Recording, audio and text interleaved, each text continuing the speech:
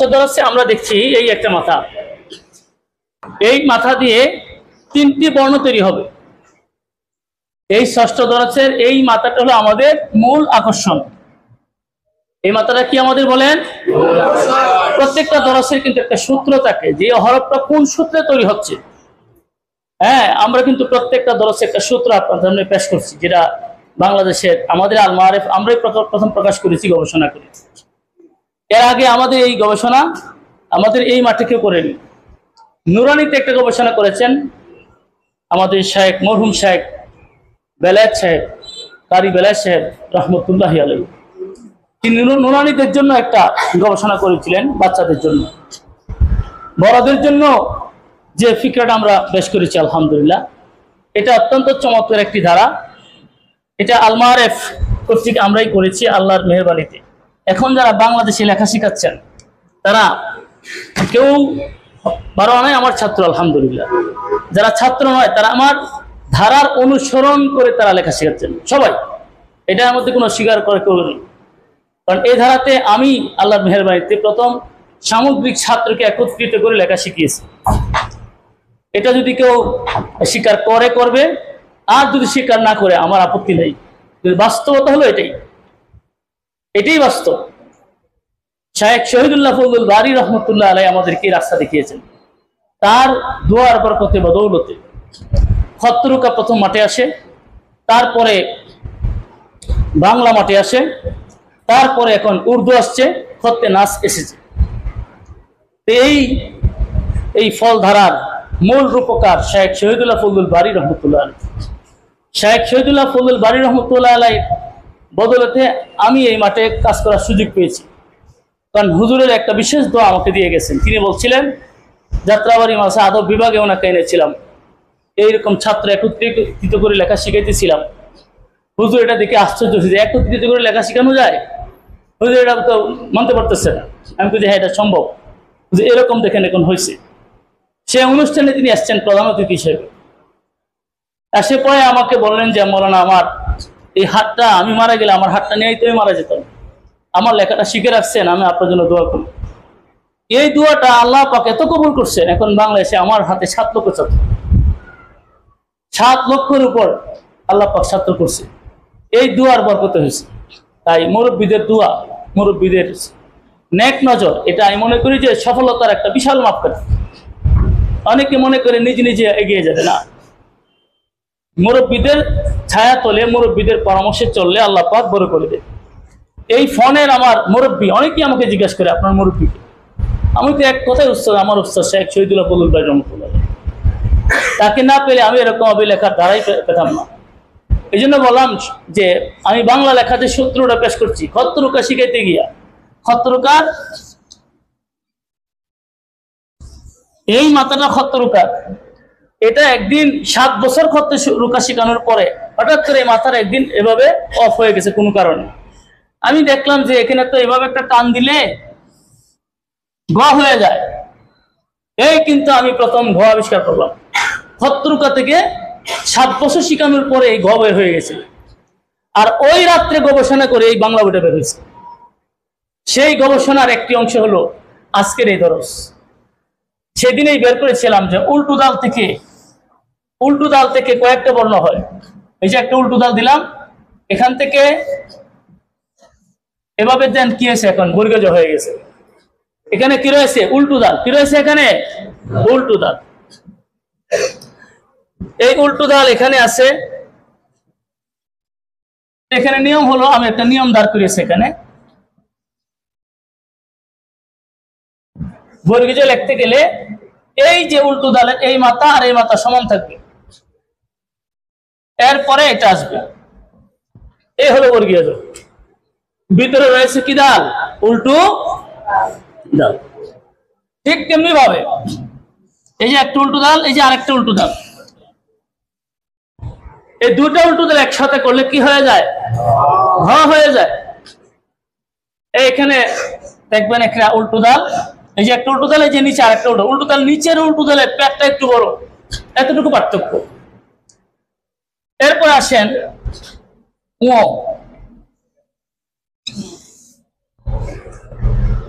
এখানেও একটা উল্টো দাল আছে, বলে কোথায় আছে, এই মাথা থেকে না এই মাথা, যদি এই মাথাটা আমরা অফ করে ফেলি, উঠায় দেই, তাহলে দেখবেন এটা কি দাল, উল্টো দাল। এটা কি দাল, এই টানটা অতিরিক্ত, বাস অতিরিক্ত কথাবার্তা, অতিরিক্ত খাওয়া, অতিরিক্ত কাজ করা, আমরা তো অনেক কিছু করি, তাহলে এই টানটা না অতিরিক্ত দিলাম, কিন্তু মূলত এখানে কি আছে, উল্টো দাল।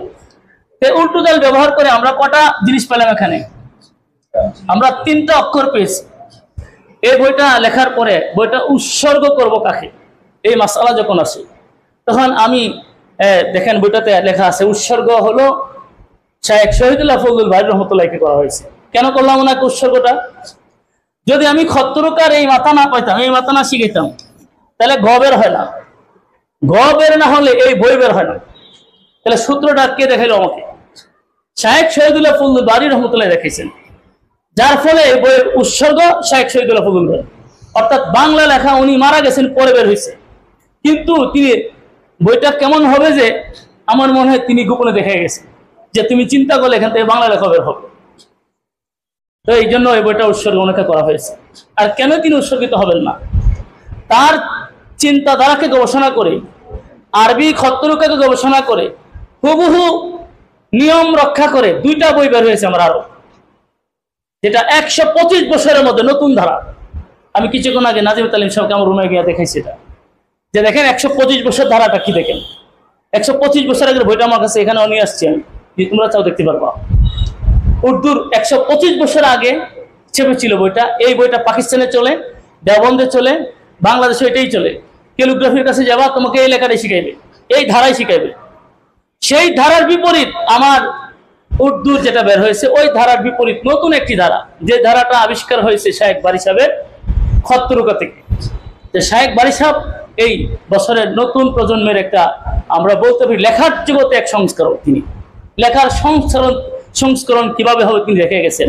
125 বছরের ধারাকে পরিবর্তন করে নতুন ধারা আমাদের সামনে পেশ করেছেন।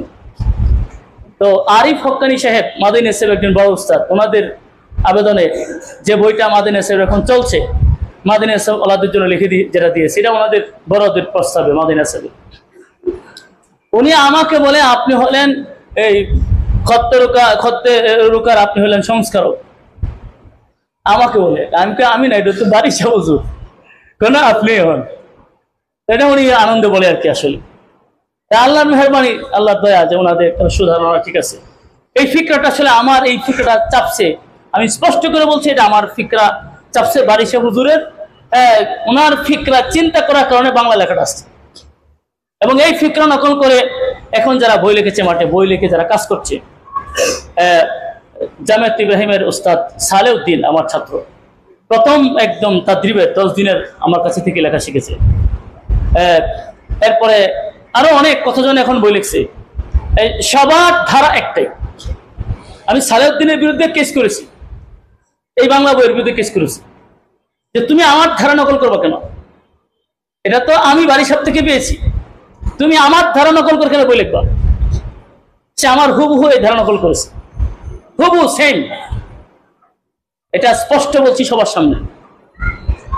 এই কেসের কাগজপত্র আমার কাছে আছে, ফিনিশিং এ সেটা টাকা পয়সা দিয়ে ম্যানেজ করে। আমি তার কপিরাইটকে বন্ধ করে আবেদন করি সরকারের কাছে, যে সেজন্য তার বইয়ের কপিরাইট না পায়, কারণ এটা আমার ধারা। তাকে যদি এটা লিখতে হয়, সে বলতে হবে আমি আমার কথা উল্লেখ করে তাকে লিখতে হবে। এটা যে আমি বাড়ি সাহেবের কথা বলি, আমি বাড়ি সাহেবকে অস্বীকার করি, তাহলে আমি তো আমার প্রজন্মটা আমার ঠিক না, আমার জন্মটাই ঠিক না, তখন এরকম হবে। এখন যদি কেউ এই ধারাকে নকল করে আর নিজের ধারা প্রকাশ করে, ঠিক না। তো শায়েখ শহীদুল্লাহ ফজলুল বারী রহমতুল্লাহ রূপকার। এই জন্য আমি আপনাদের কাছে এই দাটা পেশ করতে চাই। এই ফিকরাটা, এই উল্টো দাল দিয়ে বর্গীয় যাওয়া হবে, উল্টো দাল দিয়ে ঘ হবে, উল্টো দাল দিয়ে ও হবে, এটা আমার মাথায় চাপে নেই। চাপছে হলো বাড়ি সাহেবের ঘ যখন চিন্তা করলাম, সেদিনে এটা মাথায় চাপছে। আর দুর্ভাগ্যক্রমে সালাউদ্দিন তখন আমার কাছে ছিল, আমি তার কাছে ফিকরাট প্রকাশ করে ফেলেছি, যে দেখো এরকম এরকম করা যায়। তখন সে যাত্রাবাড়ি মালসা আমার কাছে থাকতো, তখন জামিয়া ইব্রাহিম থেকে আসতো, তখন হচ্ছে ছাত্র। এখন তো সে উস্তাদ মানতে রাজি না, শুনেছি অনেক সময় এরকম বলতে চায়, আল্লাহ মাফ করেন। আমাকে হাদিয়া দিছে, এই বই হাদিয়া, ওই বই হাদিয়া, সেখানে লিখছে আমার জীবনের কাজের যিনি রাস্তা দেখিয়েছেন তিনি সাইফুল ইসলাম মারিফি সাহেব। এগুলো ওই সময় লিখছে, এখন লেখে না। বাটপার। আল্লাহ আমাদের মাফ করেন। কথা বলা ঠিক হয় না, কিন্তু কষ্ট বলি আর কি, যে একটা কষ্ট করে একটা ধারা তৈরি করে নকল হয়ে যাবে। আমার খুব আশঙ্কা আমার ইদানিং উর্দু বইটা নকল হয়ে যাবে। মানে 125 বছরের মধ্যে যে ধারা, সে উর্দু বই লিখেছে। এই জন্য বারবার ভিডিওতে বলতেছি যে আমার উর্দু ধারা যেন কেউ নকল করার চিন্তা না করে। 125 বছর ধারার বিপরীতে আমি একটা নতুন ধারা পেশ করেছি, উর্দু ধারা, এবং হত্যা আজকের মধ্যে সেটা এনেছি। রুকা থেকে পাইছি সেই ধারাটা। এখন উর্দু যেহেতু রুকা যেহেতু নকল করেছে, আমার আশঙ্কা হয় আমার উর্দুটা নকল করে ফেলবে। তার উর্দুটা খুলে দেখেন 125 বছর আগের ধারা লেখা, আমার ধারা লেখা না। এটা যদি কোনোদিন সে নকল করে, আপনাদের সবাইকে বলে রাখলাম যেন আপনারা ধরবেন যে এটা নকল মারিফ সাহেব বই। এটা আপনার যেন বলতে পারে এই 200-300 ছাত্রকে শাকিরকে কথা বলে বললাম। এগুলো কষ্টের বিষয়গুলো বলা ঠিক না, কিন্তু না বলে পারি না। আল্লাহ আমাদের মাফ করেন। আপনারা এখন এই উল্টো দাল থেকে উল্টো দাল 3টি বর্ণ তৈরি করবেন। একটি হচ্ছে কি বর্গীয় জ। বর্গীয় তৈরি করতে এইটা ঠিক রাখবেন, এখান থেকে এই টানটা বাহিরে থাকবে। এই দুইটা উল্টো দাল একত্রিত করলে কি হয়ে যাবে?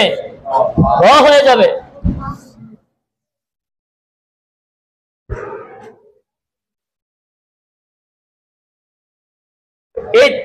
এই তিনটার মধ্যে কি আছে? উল্টো দাল রয়েছে। আপনারা খেয়াল করেন, একটা নিয়ম রক্ষা করেন। এই যে নিয়মটা আমি এখানে দিয়েছি, এই উল্টো দালের মাথা আর এই মাথা প্রায় সমান হবে। অনেকে কি ভুল করে, আপনারা ভুলটা করবেন দেখেন।